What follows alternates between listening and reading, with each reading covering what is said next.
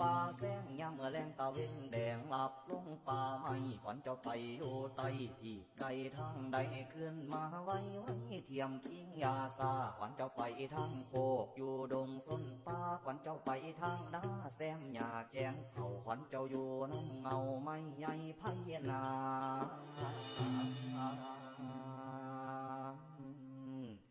ก็ให้ขึ้นมาสามมื้อนี้วันนี้บัดนี้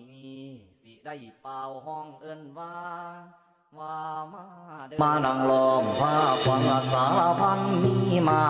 กผู้ป่าประดามีข้าวหวานป่งโรงเรียนสอนมีซุ้มนั่งกะสิงฟอนหาบแม่ห่มเฮามีบาสีผ้าเขามากเบ่งห่มพังดอกสะมังดอกองแก้มหมูมันป่า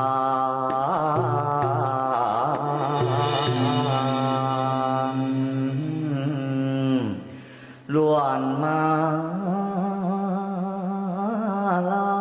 ของหอมหามามุนหมอยามเมื่อตาเว้นหลอกหลับลงป่าแสงยามเมื่อแรงตาเว้นแดงหลับลงป่า